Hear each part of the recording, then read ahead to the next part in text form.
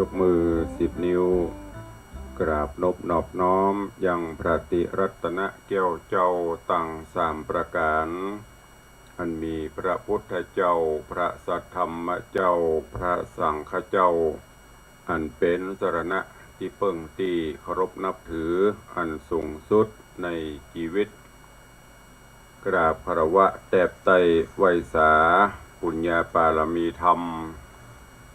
พระมหาเถรานุเถระเจ้าคณะพระสังฆาธิการภิกขุสงฆ์องค์สามเณรจุตนจุองค์ด้วยความเคารพเจริญสุขเจริญปรญาติโยมสาธุชนพุทธบริษัทติ่นจองห้องวัดจุหนุ่มเท่าใจยิงขอน้อมต้อนรับทุกท่านเข้าสู่รายการมรดกธรรมกำเมือง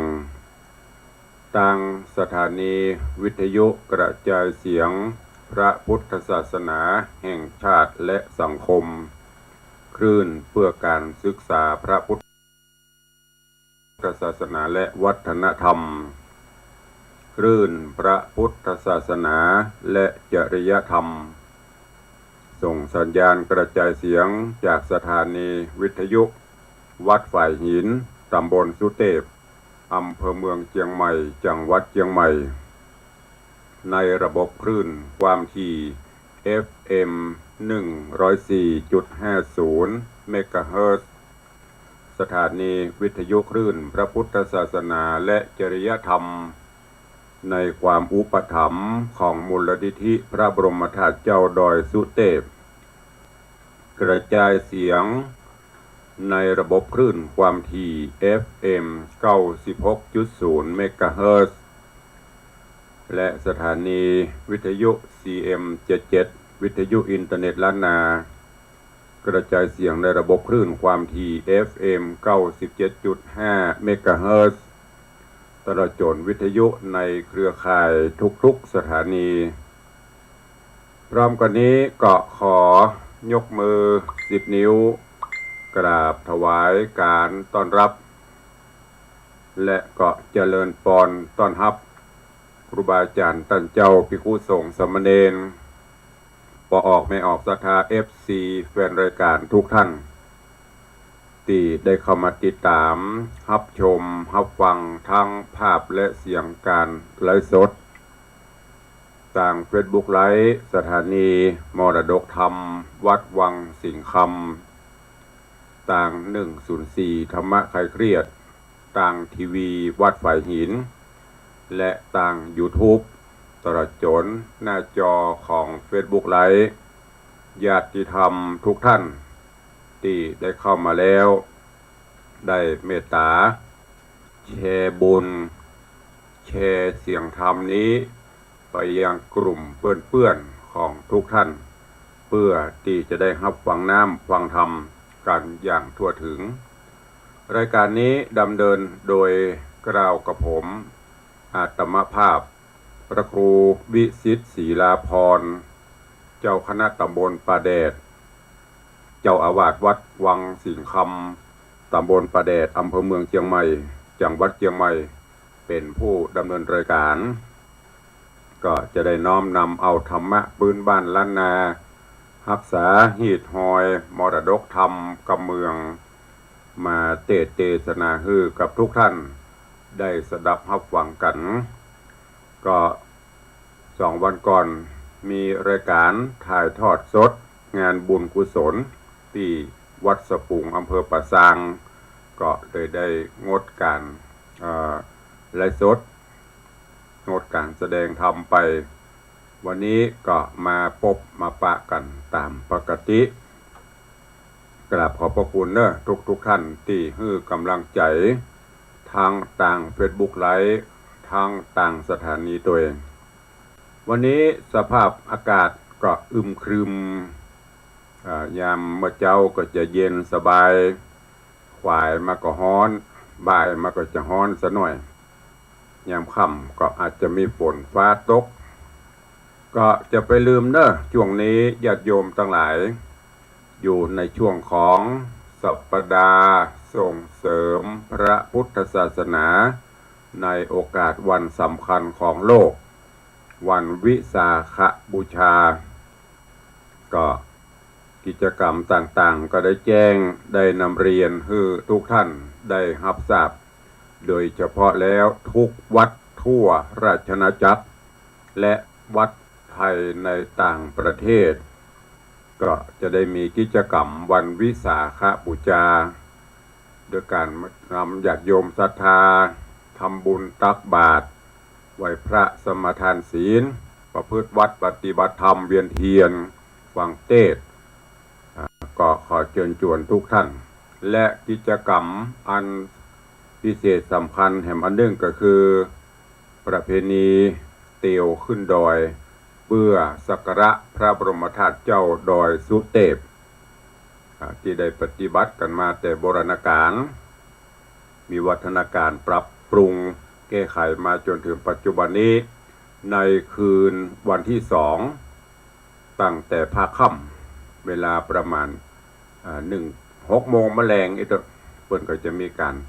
ตั้งขบวนกันที่ลานอนุสาวรีย์ครูบาท่านเจ้าศรีวิจัยแล้วก็จะได้เคลื่อนข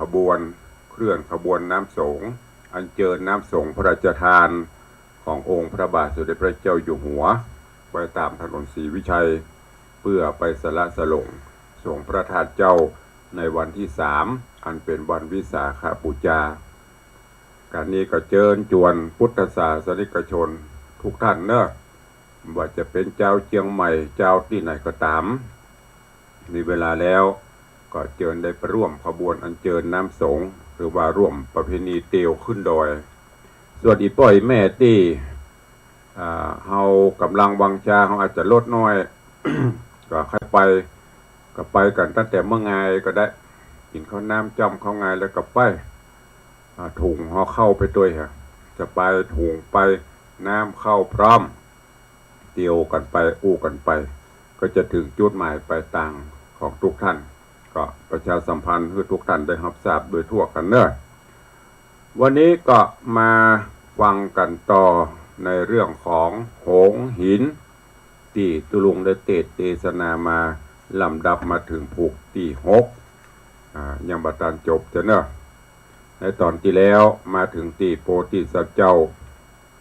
ได้ไปนำปลาเอาไม่หยาเท่าตามที่พ่อพญาเจ้าเมืองได้มอบหมายให้เคย6 คนไปแต่แล้วเคยถึง6 คนก็ไปขอ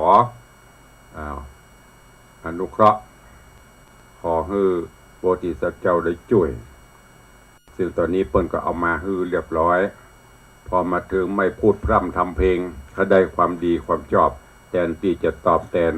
ที่เปิ้นไปเอาแม่ย่ามาฮือโอ้ปากันไปบุกไปตีไปฆ่าไปเหยียดแล้วก็แย่งชิงเอาแม่ย่าไปถวายพญาเจ้าเมืองตอนนี้มเหสีหรือว่าเมียถึง3 คนก็เตียวมาเสาะหาจนกระทั่งมาพบมาปะโพธิสัตว์เจ้าได้ถูกเปิ้นฆ่าตายก็อ้อนวอนขอพระอินทร์ลงมาช่วย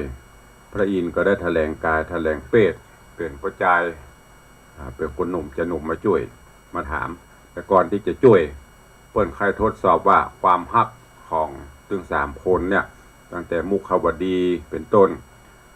จะมีความฮักจริงแค่ไหนรักจริงจากใจก็เลยทดสอบบอกว่าโอ้น้องบ่ต้องไปให้หอนบอลตุกกับขาบเน่าผีตายประเมินมันก็จะล้วนจะพุดเปื่อยคืนสู่ธรรมชาติละ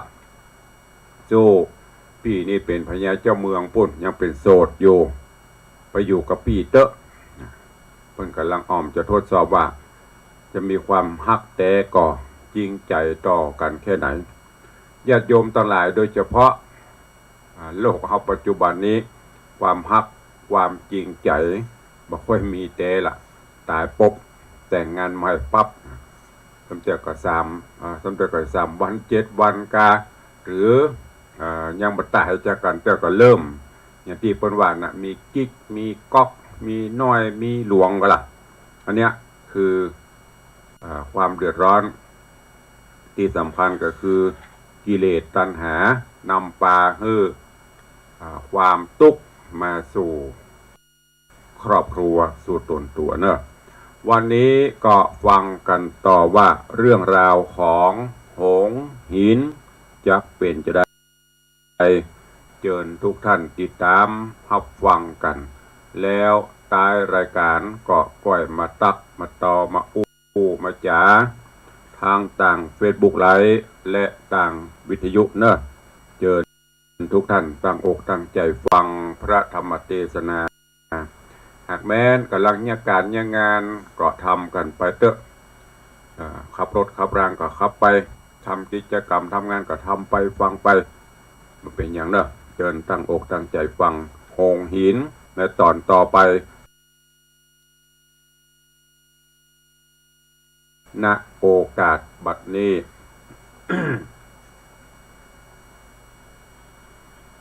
นะโมตัสสะภะคะวะโตอะระหะโตสัมมาสัมพุทธัสสะตะโต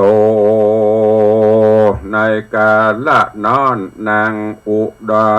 ดมตั้งสามบังเกิดความโศกเศร้าโดยอันฮักเจ้าจอมธรรมเพราะมายืนกรรมมาเพาะมายินกรรมปวนแผกดังโอกจักแตกเป็นทลายแล้วกล่าวว่าดูราชายผู้เดินเตดอันลูกดาวเขตไกลมาต้านมีกรรมอันลูกดาวเขตไกลมาต้านมีกรรมจ่าเพาะพลอยกรรมตันถอยลมหัวมาจากกรรมอู้อวดอ้างว่าเป็นเจ้าจ้างหอกคำดูบ่เชื่อกรรมเขาอำนาจบ่สั่งบ่สั่งปังปาดหูเบาดูบ่มัวเมาโดยกรรมตานอันมาตานเล่าอูบ่หวังเป็นจู้กับตัวนายจักอยู่ตาหากับผัวกำพระบ่หวังน้อมแน่หาภัยแม่นสุขปานใดก็บ่น้อมนะแม่นสุขกว่าจันฟ้า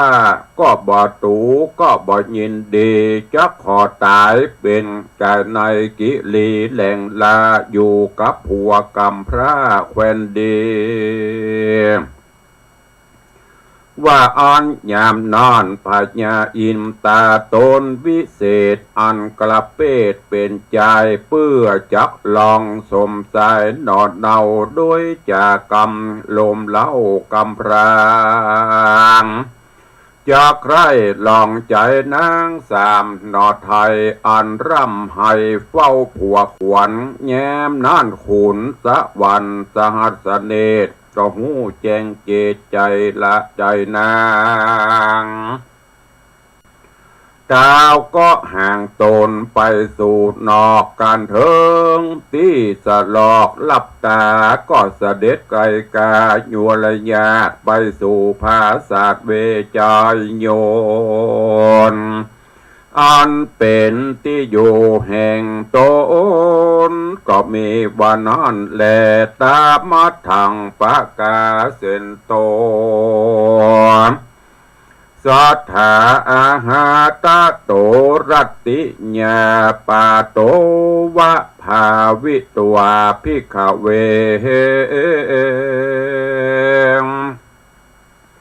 โดกลาภิกขุโสงตนทะลงศีลสาโรธพ้นจากโตดสังขญาส่วนว่านางราชธิดาสามดอดเนาอันเป็นลูกเต้าสมศักดิ์คือลูกสาวพญายักษ์ตนใหญ่ตนเต้าไทยทะลงญาณ ใจกรีบานเมริทีนางจันตะมุขีเป็นเก้าปากันให้เฝ้าหนอโปธิสัตว์ทุกถนัดแกนกั้งน้ำตาหลังไหลโลงหอบอุ้มองค์ข้าพเจ้าแสนโศกเศร้าราวีต่อเต้ารายทีคืนหงสุริญญาปุ้งบายสายถึงย้ำง่ายเมื่อเจ้าสามนอนเนาจากกันว่าเจ้าผัวควันนี่นาเถิงมรณะมวยมาชีวิตขาดมรณะบ่ล่างจักลาคืนมาเสียแล้วผัวมิ่งเกี่ยวบ่ล่างจักเป็นเนื้อคิงเย็นกระดังตาเหลือข้างกลางกับเกิดลมมาตับ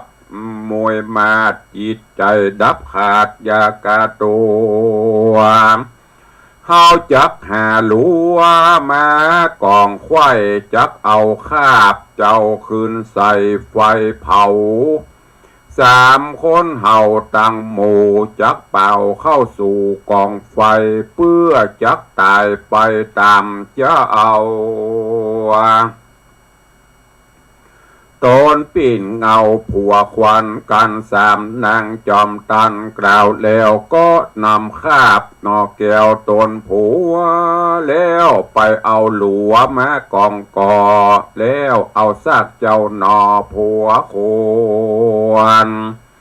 ขึ้นสู่กองไฟแถมเล่าว่าจักเผาดังอันเบื้องบันเต้าอินตาธิราชก็เสด็จกาพรากจากฟ้าแล้วกลายเป็ดนาจันตีกลายเป็นผีวิสาทเป็นยักษ์รายราชปุ่นกลัวแต่งตนตัวหือเกเท่ายกย้ายเข้ามาหาเมเขี้ยวงาปนออกปากตาเหลื่อมลาปุนกลัวปีผมหัวยันยงแดงดังมาหนวดกุ้งจีเปลวไฟหนวดกลางไวหยาบนุ่งผ้าหยาบหนังปอมเข้ามาขอกินอย่างจีนแห่งพระนรินทร์ผัวเจ้ากับนางนอดเนาตั้งสามว่านางนงรามเฮยสู่เจ้าอันนั่งให้เฝ้าผีตายแล้วจักเผาเสียดายปังเป่าเฮอเป็นเต้าแก้มดินสู้จุงปันกูกินเสียเตอะเนอโดอากูก็มาแยกกันมาเมินนานเหมือนจับวานจับลำสู้จุงฮือกูอันอยากกินนิเตอแนว่าอ่านยามนั้นนางจันตามุขีสลีนอดเนาจะตอบยักเท่าปูบ่ปูนเกอว่าดูรายักเฮยปู่เท่าตูบ่ปันเต่าเฮอใดยังข้าผัวแก่นไทยนงครานผีว่าต้านอยากอาหารแห่งคนขอยักตามนจุงจีนตูคาอันจักมรณะตายใหม่วันนี้เตอะเนอเพราะมีจีนเนื้อหวานมันส่วนผัวจอมควันแห่งคาหากมรณะตายเก่าจีนหากเน่าสาบเมนเนื้อคิงเย็นปอใกล้ต้านจุงกินต้านจุงกินดูอันตายใหม่หากแควนลำกันตาดำนินกล่าวแล้วยามนัดโตนต้านเกี่ยวพญาอิน องค์นรินทร์สหัสเนตรัสแจงเจตใจนางเต้าก็ปล่อยวังละคาบอันยักกระยาบนั่นฮือหายก็ลวดกับกลายเป็นพญาอินมาดังเก่าเรื่องเรือเล่าโดยรัศมีจริงกล่าวกำดีองค์อาจบดูรานางหน้าตังสามขออย่ามีความโศกเศร้ากูจักเล่าเก้ากำมากูนี่นาเป็นอินตาอยู่ฟ้าบนแหล่งลาเมืองสะวันกูเล็งหันผัวแห่งเจ้าบุญมากเต้าแก่กล้าตายความหน้าสู่มอละนากูจริงดีดปินเข้ามาหาเปื้อลองหาใจนางตั้งหมู่ว่ายังฮักยังอยู่หรือจักกาก็หันถ้าก็หันหะทยาแห่งสูมันเตียงดูบ่บิดเบียงบ่ความเงียงสะเมอเดกูมีปีติบอดแล้วกับสามนอกเดียวโสภากูอินตาก็จักยายังนอสัทธาเป็นเจ้าเอาอันเป็นผัวขิ้นเก่าแห่งสุงอาสูนางเฮอมีชีวิตขึ้นมาเล่าเฮอได้ชีวิตเก่าขึ้นมาอ่านว่ากุมารผู้นี้นะหากเป็นปุตตาลูกน้อยอันกูได้เลี้ยงมาแต่น้อยใหญ่มาความอินดูกูมีมากกูลุกจากจันฟ้าลงมาเพื่อจักมายาเจ้าตนวิเศษเฮือได้ชีวิตเป็ดดิเลเจ้าก็เอาน้ำต้นกันตีโหดหล่อยังพระนอเจ้าองค์คานก็ยังจิตวิญญาณต้องตื่นฮือชีวิตจื่นคืนมาสมโสภาแผ่ผ่องวันนะส่องแสงสีถ้าโรงรูปงามดีกว่าเก่างามแต่เล่าถึงธรรมเพราะพระนงรามนอไทยได้อาบน้ำใจแห่งเต้าอินตาเจ้าก็ขอสมมากรมขาบโอรสราโอรบราบองค์อินเวทปทักษิณสามรอบเสื้อโดยจึงจอบธรรมดาแล้วก็เกียนจะถามนอเต้าอินตาซักเสริญต้านโดยบัวละมวนกาละกวนนาดีกากาตนเต่าราตนเมริทีก็เอาน้ำต้นกันเตมาหดหล่อยังนางนอตั้งสามเฮอรูปงามกว่าเก่าอินตาเจ้าก็เฮอโอวาทคำสอนอันปาวรเลิศแล้วก็กาดเกี่ยวเมื่อบนสู่เวใจโยนภาษาอันเป็นที่อยู่แห่งเต่าราชผู้บานก็มีบานนั่นแลโสโหชีวิตตังลาภิตัวในยามนอนนาเต้าสหเนตปันตากันได้ยาเจ้ากุมารเฮือจื่นบานขึ้นแล้วตนท่านแก้วก็เสด็จไปสู่ยังที่อยู่เวใจโยนบนปราสาทอันเป็นอาวาสสถานส่วนนอโปธิญาณเจ้าได้ชีวิตเล่าโจมวิญญาณโจมจื่นสนุกต้องตื่นหลายสาน ก็ตั้งก่อนยังอยู่ที่หัน3 วันเพื่อฮื้อเมียควันหายเด็ดเหนื่อยฮื้อหายโกนเมยเอาแห่งเจ้าก็สั่งเมียแปลง3 ผู้ฮื้อปากันยังอยู่สบายว่าดูราสมสายเอ้ยเจ้าพี่จุงยังอยู่นี่สบายอย่ามีอันตรายสักสิ่งอยู่สุขยิ่งจำเลินใจอย่าปล่อยในจากพี่กระตาจากปี้ตลับกูปี้ขึ้นมากูปี้จักไปหายังพระมันดาออกจะเอาบัดนี้จักอยู่โศกเศร้าสันใดกันแม่สบายใจบ่ตกยากบ่มีลำบากโศกาปี้จักขึ้นมาบ่จะฮับเอาเกี่ยวยอดฟ้าทั้ง3จะเล่นนาการเจ้าสั่งแล้วก็ขึ้นขี่หงแก้วเหาะแล้วปาสู่ถึงที่อยู่แม่เตวีก็หันสุขจำเลินดีทุกค่ำเจ้าอยู่กับปู่ย่าเฒ่า2 ข้างกลาง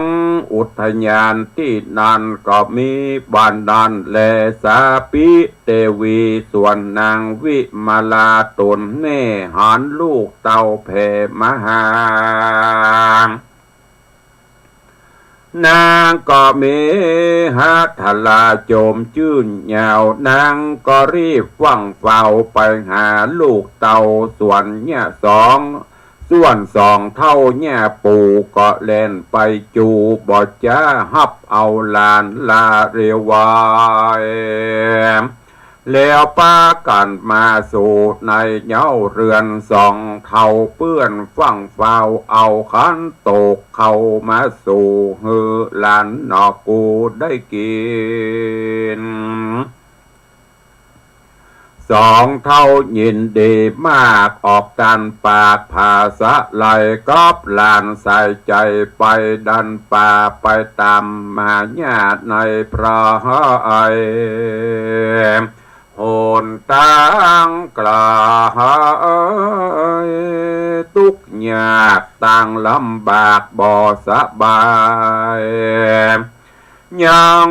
ว่าใดญาตินา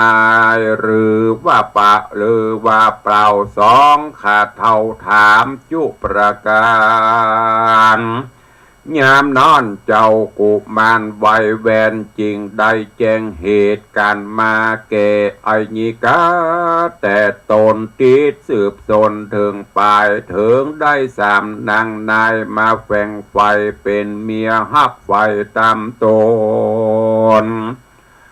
เดินไพรโสนต้องเต่าได้นางแม่เท่าขึ้นมาเถิงโกงกาตากาตังเขาอัดอังบุบตีคือหมดอินทรีย์ในป่าอินตาเจ้าฟ้าเสด็จลงมายาจริงใดชีวิตมาดังเก่าแล้วเอาเมียเจ้าไว้กลางพราย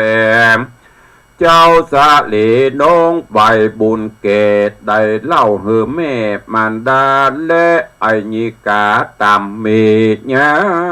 มนอนนางวิมาลาแม่เจ้ากับปู่ย่าเฒ่า2 ขาได้ยินกำจากแห่งเจ้าอันมาบอกเล่ากำพรานหัวอกปานจักแตกฮ้อนรายแลกปานไฟน้ำตาลาอาบย้อยเพราะได้ยินถ้อยกำจาแห่งพุทธาหน่อยนาดนอนและน้ำเตปิส่วนพญะส่วนพระมารดาตนแม่กับเท่าแก่ตั้ง2 ก็มีกำมองโศกเศร้าเอามือลูบหลังเจ้าพาโลมป ลี่ยนการนาโจมขะโดขาควายยังเจ้าหนออายน้อยกุมารกล่าวกำบานอ่อนออมสมสู่พร้อมเปียงกันแยมนอนพระมันดาตังไอญิกาปู่ย่าก็มีปิญญาหายเศร้าก็มาประจันเจ้าก็มาปะควันเจ้าฮือหายเศร้าโศกเศร้าสวัสดีเฮอสุขีเตียงเต้าเฮอได้เป็นเจ้าเก่ประจาเฮอมียศลือจาสละเฮอได้เป็นเจ้าภาพจุมปูเดดเตอว่าอ่อนแล้วก็เอาไฟแก้วผูกมือตื้อควันหับจอมตันนอนเนาก็มีในกาละยามนอนแลอาทะอาตะตาโปธิสัตโตส่วนโปธิสัตงามแง่ก็อยู่กับแม่มันดากับตังอญิกาสองเท่าสุกเตี้ยงเต้าสำราญโดยกรีบานโจมจื่นสนุกต้องตื่นอภิรมก็มีแลที่นี้จักจะถึงอย่างพระบุญเรืองเต้าโอจะเอาเกิดปัญญาปรันตะป่าจึงเอาตนเป็นปัญญาเจ้าแก่เมืองปราณสีเจ้าก็มีความยินดีว่าโปตาลูกตาเอาไปตามแม่ออกเจ้าขึ้นมาเจ้าก็วันนาซักเสินกุลแห่งลูกโตนบ่แล้วบ่ลูกแก้วหกใจหากเป็นสหายปุริสชาติฤทธีองค์อาจกระหารมีบุญสมปานเก่นกระแม่กูไปโต๊ะไกลจอมฟ้าก็ยังเอาคืนมาได้การบ่ใจใหญ่ยาต่ำยอบและประกอบด้วยบุญนะก็บ่มีปัญญาเอาคืนมาได้และนาเต้าพญาสักเสริญลูกเคยตั้ง6 คนสันดีก็มีแลเอกติวะสังยังมีว่าหนึ่งใส่ตนเต้าไทยราชาก็เข้าไปสู่พระมันดาแห่งเต้าปากตันเล้าภาษาไลว่าข้าแด่แม่ก่อยใจออกเจ้าพระแม่เจ้าโตนบุญยามเมื่อผีดิบวิสาทมาลากเอาไปสู่ดงไพรป่าเศร้าเมืองเขาไล่ลีบเมืองเขาไก่หรือว่าไก่เขาเอาแม่ไว้สันใดเข้าน้ำปัดใจยังมีมากหรือว่าอดกันอยากสันใดขอแม่ใส่ใจบอกกล่าวหูข่าวกำไปแด่พ่องเตอะนาเนติตังขีญาสังวันนาวิเศษจาห้องเหตุธรรมเทศนาหงหินผูกทวนตี6ตอนสุดที่2ก็บังโกมสมเร็จสเดชก็วันนี้ฟังพระธรรมเทศนาหงหินผูกตี6จบปริปุณนังไปมันเป็นตอนที่2วันที่3ละเอาเป็นว่าผูก6จบวันต่อไปก็จะได้ขึ้นยังผูกทวนตี7เป็นลำดับไปเนอะข้างแหม2ผูก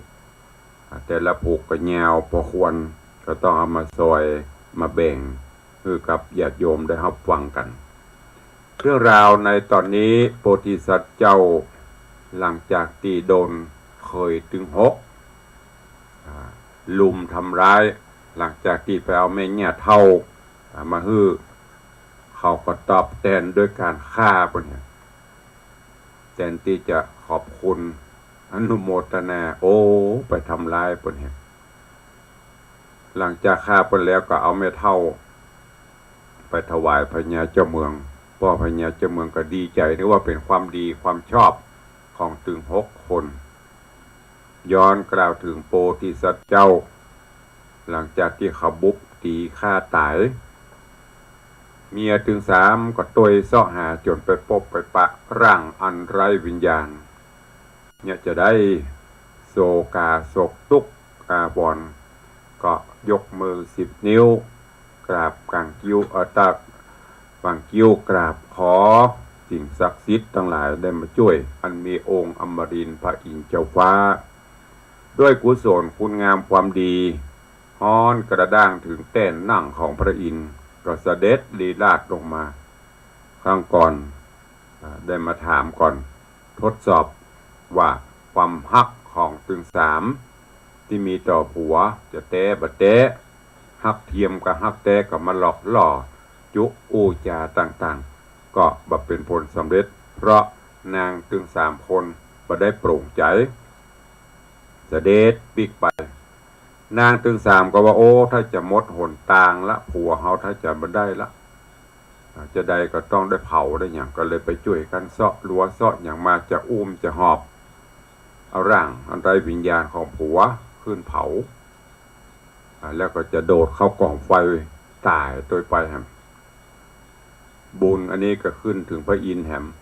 ท่านเจ้าก็เสด็จลงมาแถลงเปรตเป็นยักษ์มาเพื่อมามาจ๋ามาขอกินซากผัวของนางถึง3คือโพธิสัตว์เจ้านางก็บ่ยอมบอกว่าบ่ถ้ากินถ้าจะกินข้าเจ้าถึง3 คนนี่ดีกว่าเพราะกระเดก็จะตายตัวผัวเนี่ย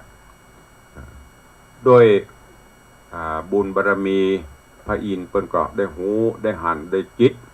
อันซึ่งจิตอันฮักแท้ของถึง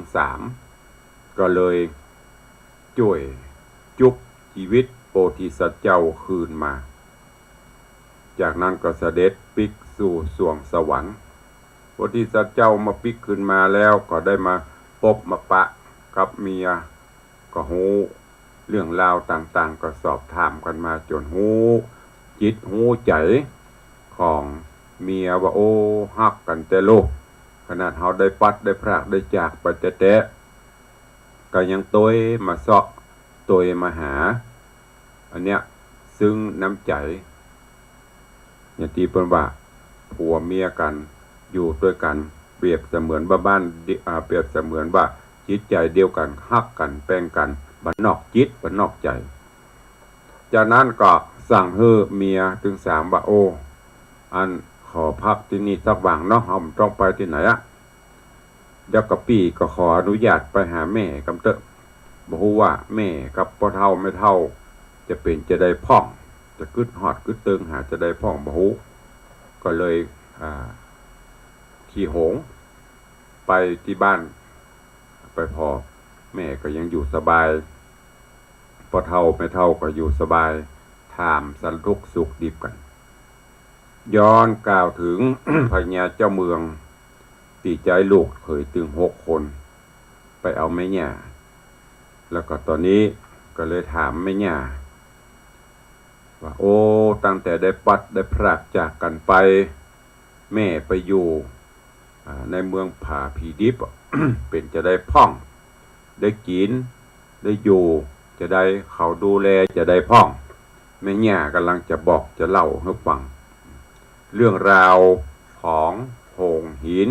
จะเป็นจะได้ก็เชิญทุกท่านติดตามรับฟังกันในตอนต่อไปญาติโยมทั้งหลายสาระข้อคิดเรื่องราวหินคือมีจิตใจมั่นคงดังหินมันแกร่งเฮานี่อย่างก็คือมีจิตใจมั่นคงเหมือนความฮักก็ต้องมั่นคงต่อกันเหมือนอย่างนางลูกสาวยักษ์ทั้ง3ที่เป็นเมียของโพธิสัตว์เจ้ามีความฮักแกร่ง มีความฮักที่แข็งแรงประดุจจะดังหินผัวจะเป็นจะได้ก็ฮักอยู่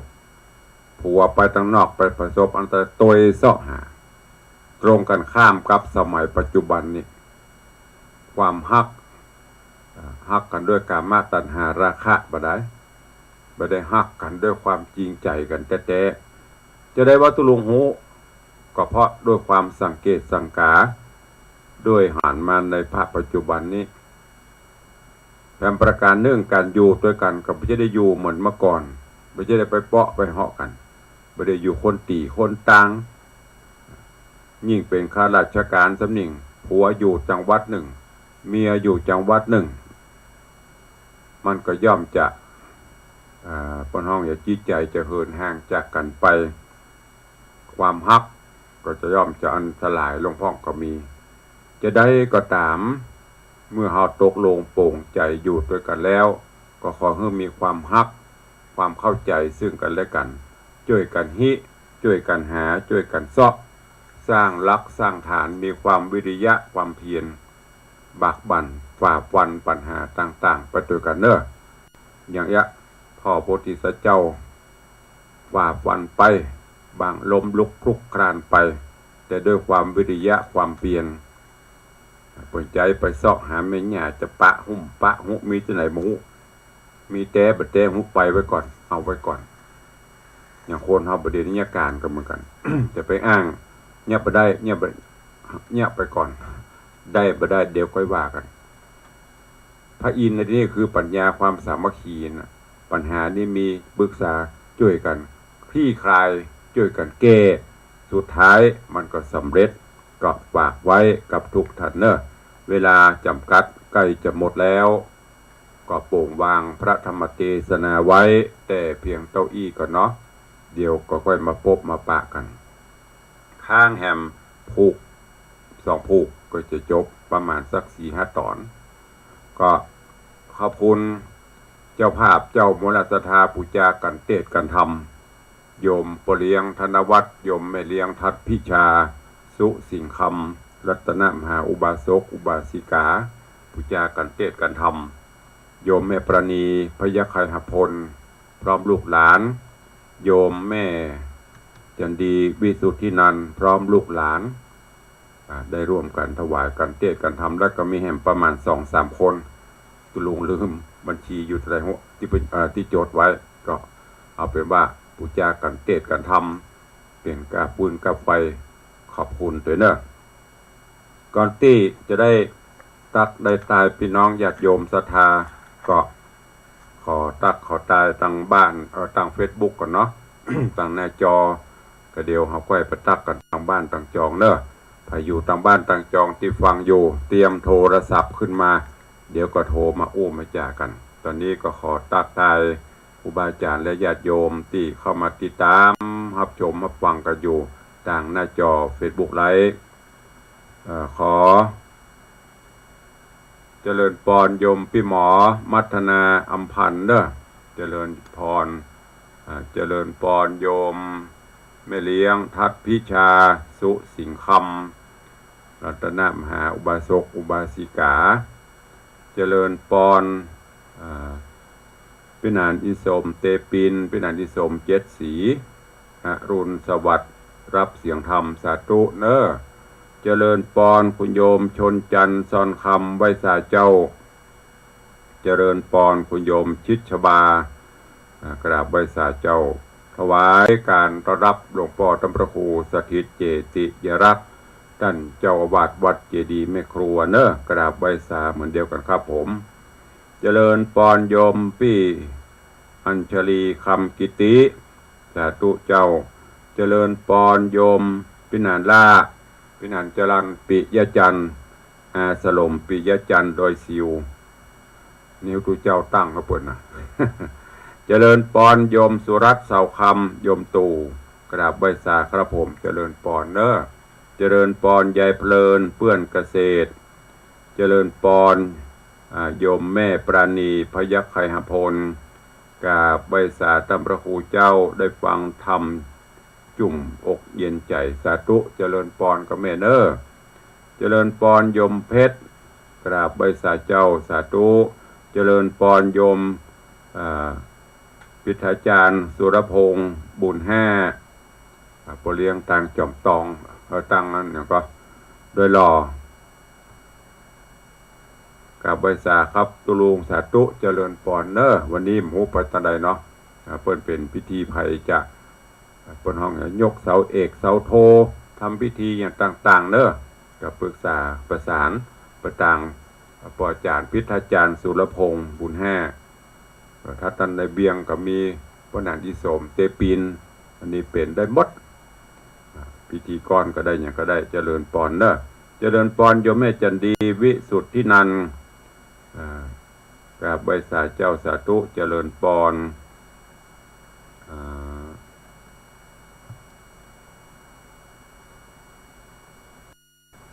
เจริญพรคุณโยมถ้าอ่านประพิษแดงนภาเนาะเดนนภาอันตานะแปลไม่ได้ละ อันนี้ลักพรนะถ้าจะแม่นอันได้ลักพ่องทุกพ่องบ่ทุกพ่องก็สุมาอภัยเนอะญาติโยมคนเฒ่าคนแก่บ่ลำได้บ่คล่องภาษาอังกฤษอย่างตู้ได้บอกไปนะถ้าอ่านพลาดอ่านผิดก็สุมาอภัยตัวเจริญปอนคุณโยมสมทรงสิทธิตาไหว้สาธุพระครูเจ้าฟังอยู่เจ้าสาธุเจริญปอนโยมบาลีอินทกูลกราบไหว้สาเจ้าสาธุเจริญปอนโยมจันสายแป้งหลวงกราบไหว้สาเจ้าเจริญปอนไปให้ยุทธนาจังซอหางดงเนอะฟังติดตามอยู่สาธุอนุโมทนาตัวเองกราบน้อมไหว้สาคารวะหลวงพ่อท่านพระครูโกมุตสิทธิการหลวงพ่อท่านเจ้าวาดวัดโกมุตพุทธรังสีกรุงเทพมหานครญาติโยมจะให้จะหอมจะร่วมบุญกุศลกับหลวงพ่อก็ได้เนอะหลวงพ่อเป็นหล่อพระพุทธรูปพระเจ้าองค์ใหญ่องค์หลวงชื่ออย่างก็พระพุทธโกมุตพุทธบันดาลโชคชื่อปัญญาวเปิ้นกำลังหล่อไปเป็นส่วนตั้งแต่ส่วนของพระเศียรหรือหัวแล้วก็จะลงมาส่วนตัวจะเป็นช่วงพระองค์ใหญ่ใครจะให้จะหอมผ่านตุลุงนี่ก็ได้นะโอ้ได้ยินเปิ้นว่าจะสร้างพระเจ้าให้หอมผ่านตุลุงก็ได้บริจาคตุลุงก็จะนำส่งหลวงพ่อเพิ่นเนอะวันนี้หลวงพ่อได้เข้ามาดูมาชมก็กราบเมตตาปรมีธรรมหลวงพ่อท่านพระครูโกมุตพุทธรังสีกรุงเทพมหานครตัวเองเจริญปอนคุณโยมอะไรเอ่ยโยมพิมพ์เจริญพรโยมพิมพ์เป็นภาษาอังกฤษนะตุลุงก็จะกดจะแปลเนี่ยได้อ่านยาก กราบไปสาเจ้าข้าหลวงพ่อสาธุเนอะอยู่ดีมีสุขบุญรักษาวันนั้นหันเปิ้นไปอย่างก็บวชหลานบวชอย่างนี้โมทนาสาธุตัวกับโยมพิมพ์เนอะโยมแม่แสงปนโยมพลอยตัวอันนี้ลูกศิษย์พูดต่างแม่สายก็คงจะสุขสำราญอยู่สบายดีเก็บสตางค์ไว้เนอะใกล้วันเกิดหลวงพ่อแล้วนะ เหมือนเดิมมาช่วยกันเนอะอันนี้ขอบคุณกับโยมพิมพ์โยมพลอยโยมแม่แสงปนตัวอันนี้เป็นญาติโยมที่ตามทาง Facebook ไลฟ์ก็ก่อนที่จะตักทางบ้านขออนุโมทนาขอบคุณญาติโยมเนอะที่ตุลุงได้ประชาสัมพันธ์ไปในการที่จะจัดพิมพ์หนังสือในโอกาสอายุวัฒนมงคลวันเกิดก็ได้มีญาติโยมได้เข้ามาร่วมเรื่อยๆคนเล่ม2 เล่ม5 เล่ม10 เล่มไปแต่ว่าก็มีเจ้าภาพเจ้าศรัทธาเพิ่มเติมขอบคุณกับโยมแม่จันดีชัยแสงหมู่บ้านไทยสมุทรร่วมทำบุญเป็นเจ้าภาพหือ10 เล่มโยมแม่สีนวลหินเขียวร่วมทำบุญ2 เล่มโยมแม่สุพัฒน์เอี่ยมเจริญ2 เล่มโยมแม่กิมเฮงเสยเยาสระปีพร้อมคุณโยมชยุทธลูกหลานครอบครัวก็ร่วมทำบุญ3 เล่มโยมพี่คณาพรป้อคำนาชากาแฟหน้าศาลปกครอง2 เล่มตอนนี้ก็ได้ประมาณ200 กว่าเล่มค้างแหมประมาณ800 เล่มเนอะ 100 เล่มจะพิมพ์ประมาณ 1,000 เล่มใครจะช่วยตุลุงเป็นเจ้าภาพตัวเป็นเจ้าภาพจัดพิมพ์นะเจ้าปู่จะเอาไปบ้านเจ้าเพราะว่าปีนี้จะแสยิด5 รอบใครจะร่วมก็ร่วมได้เนอะเอาละไปตั้งบ้านตั้งจองเพื่อจะรอเดี๋ยวเวลาแห่งประมาณ 3-4 นาทีใครจะอู้จะเอ่ยกับตุลุงก็เข้ามาได้เนอะส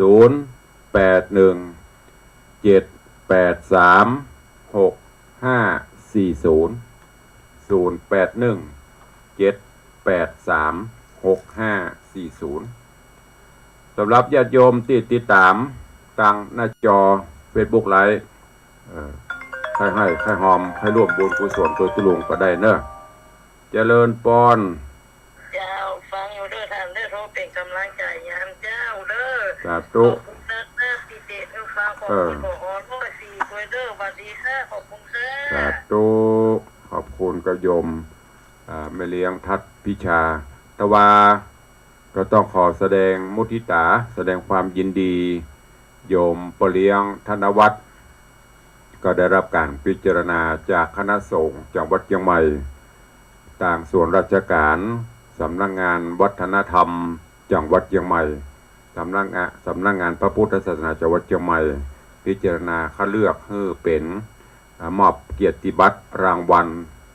เชิดชูเกียรติผู้ทำคุณประโยชน์ต่อพระพุทธศาสนาในโอกาสวันวิสาขบูชาตะวันนี้ก็มีพิธีมอบเกียรติบัตรโดยท่านผู้ว่าราชการจังหวัดเชียงใหม่แล้วก็ที่ปรึกษาเจ้าคณะภาค7ที่วัดพระสิงห์หลวงแต่ว่าผ่านไปก็ขอแสดงมุทิตาจิตยินดีตัวกับปเลี้ยงธนวัฒน์